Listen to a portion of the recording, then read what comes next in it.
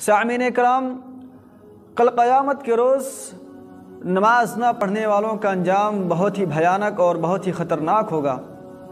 اللہ تبارک و تعالی نماز نہ پڑھنے والوں کا انجام ذکر کرتے ہوئے قرآن مقدس کے اندر ارشاد فرماتے ہیں، فی جنات یتساءلون عن المجرمین، کہ جنت کے اندر موجود جنتی لوگ سوال کریں گے، عن المجرمین، مجرمین سے، جہنمیوں سے، جنتی لوگ جہنمیوں سے سوال کریں گے، ما سلککم فی سقر، کہ جہنم میں کس عمل نے تم کو ڈال دیا ہے، کس عمل کی وجہ سے تم جہنم میں داخل کر دیے گئے ہو۔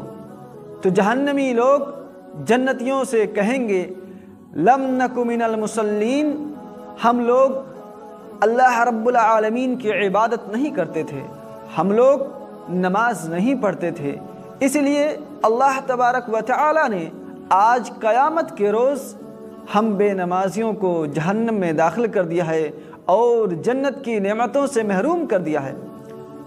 سورہ مدثر کی آیت نمبر 40، 41، 42، 43 کی یہ آیتیں اس بات پر دلالت کرتی ہیں کہ جو لوگ دنیا کے اندر اللہ تبارک و تعالیٰ کی عبادت نہیں کرتے ہیں، جو لوگ دنیا کے اندر نمازیں نہیں پڑھتے ہیں، وہ کل قیامت کے روز جہنم میں داخل کیے جائیں گے اور جنت کی نعمتوں سے محروم کر دیے جائیں گے۔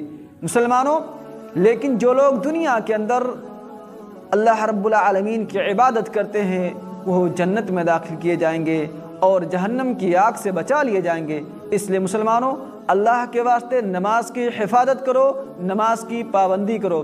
اگر چاہتے ہو کہ کل قیامت کے روز جہنم کی آگ سے بچا لیے جاؤ اور جنت کی نعمتوں میں داخل کر دیے جاؤ تو اللہ کے واسطے نماز کی حفاظت کرو، نماز کی پابندی کرو۔